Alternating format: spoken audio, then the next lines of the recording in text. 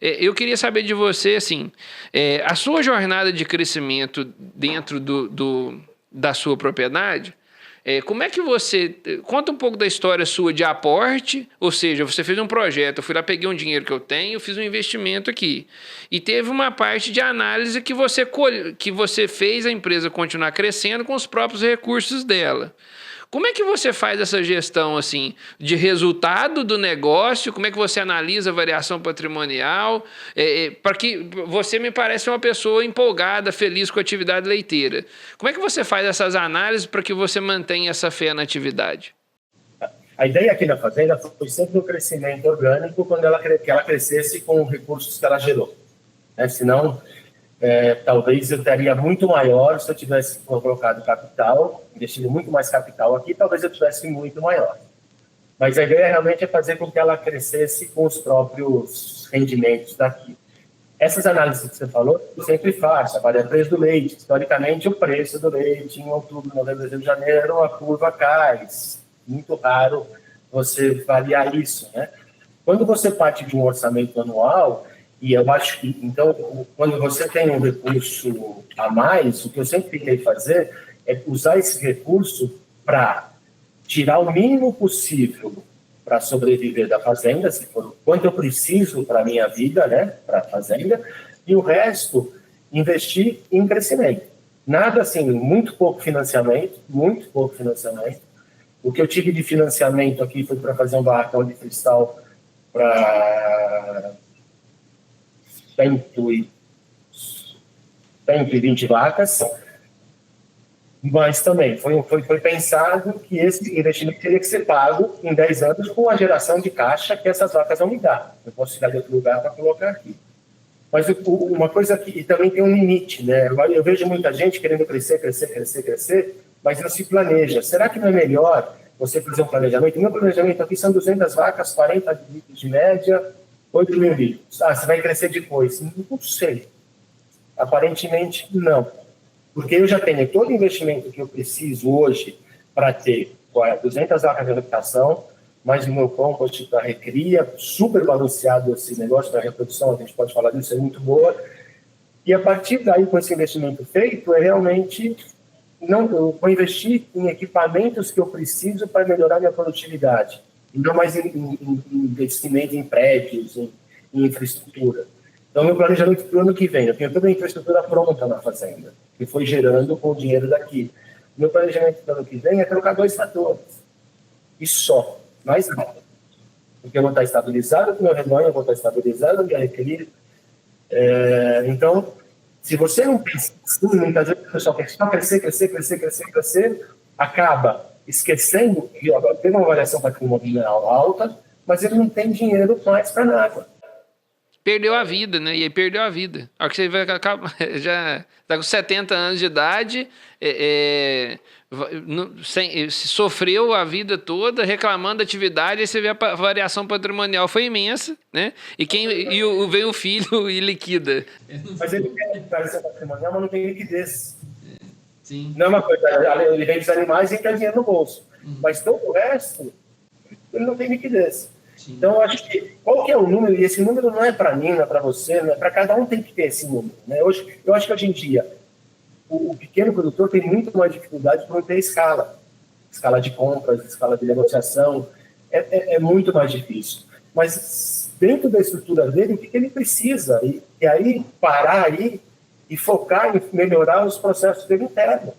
Melhorar uma reprodução, tem que melhorar um bezerreiro, tem que melhorar uma recria, né?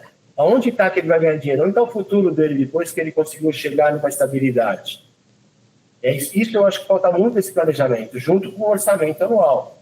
Sim. Porque eu vejo muita gente no leite não faz um orçamento anual. Ele pega o dinheiro daquele mês, vê quanto deu, gasta. O dinheiro do outro mês, vê quanto deu, gasta. Só que chega quando o mês o leite está, que é histórico, o leite sempre cai nessa época do ano, ele não tem dinheiro, mas ele se endivida. E com um agravante, né? Porque é uma época de... Quando o preço do leite cai, normalmente é uma época de plantio, compra de adubo, etc., de fazer um estoque de comida para o ano seguinte, né? Então, ou seja, você tem a queda do preço com alta saída de caixa para fazer estoque de comida para o ano seguinte. Isso se coincide a grande maioria dos produtores não estão preparados para enfrentar esse momento, né? Não se planejou mesmo. Fala assim, ó, eu vou plantar tanto, fiz uma reserva de capital na época que o concentrado está mais barato e o preço do leite está mais alto, né? Que normalmente é o período aí, vamos falar assim, de abril a setembro. A gente tem concentrado mais barato, preço do leite mais alto e às vezes aquele caixa que poderia ter sido trabalhado para ser uma reserva para plantio ali, aquele caixa foi consumido, né? E muitas vezes você consegue, por exemplo, você pode comprar um adubo em abril, por exemplo, do teu plantio, né? Sobrou caixa, compra adubo, você vai conseguir um preço melhor do adubo em abril que em outubro não vendo. Você está numa entre-safra, as fábricas estão estocadas precisam vender. Você tem a oportunidade de comprar um milho, talvez mais barato na da safrinha, e fazer um grão reidratado. Sim. Com esse caixa, que vai te aliviar o ano que vem, vai te aliviar depois. Isso aí. Né? Então, por isso que esse planejamento anual e pensar da porteira para dentro, eu acho que é fundamental para o sucesso das atividades. E para a gente tomar decisões, né? Quando você tem essa visão, você toma decisões que de fato ampliam margem. E não decisões que estão ligadas a simplesmente caixa. Né? Ter ou não ter o dinheiro para fazer. Eu acho que o produtor precisa de buscar trabalhar isso. Mas eu queria... você comentou sobre o financiamento e eu queria trazer um alerta para a nossa audiência, que é o seguinte. Um pequeno produtor de leite, ele... Hoje, muitas das vezes, a margem, às vezes trabalhando com a margem estreita, às vezes não por litro, mas o resultado total da fazenda, ele acaba sendo quase que suficiente para a manutenção da família mesmo. Então é difícil quando a gente fala disso, fazer um planejamento anual e tal, porque a escala é muito pequena. Né? E aí a gente traz aqui uma provocação da necessidade de um projeto para aquela propriedade, para que o cara tenha uma escala compatível para que ele possa ter resultado. E isso, invariavelmente, não vou dizer invariavelmente, mas é muito importante ele estar preparado, sim, para trabalhar com capital de terceiro. Porque hoje, ou com a possibilidade de liquidar parte do patrimônio para que ele possa investir naquele projeto. Ou trabalhando com capital de terceiro. Porque operar com escala muito baixa é muito sofrido. Porque, assim, o cara não guarda o dinheiro, ele não se prepara, porque não dá. Porque não sobra mesmo. E a realidade de muita... Podemos dizer assim, tranquilamente, 80% dos produtores de leite brasileiros são pequeniníssimos produtores. Se a gente fizer o dado, a informação oficial que temos, né, é 35 bilhões de litros de leite e 1 milhão de produtores. Isso dá uma média de 90 litros de leite por produtor. Né? 90 a 100 litros de leite por produtor. Então, assim, quando você faz a conta... vamos falar que o cara sobrou 50 centavos por litro, sobrou R$ 1.500 por mês para ele, 3 mil litros de leite. Entendeu? Então, é um salário mínimo que sobrou para o cara viver. Que seja R$1, falar que sobrou R$3.000 para o cara tocar a propriedade dele e a família, e a cerca, e a manutenção, e as coisas que parecem esporádicas. Então, e aí eu acho que cabe a gente entender assim...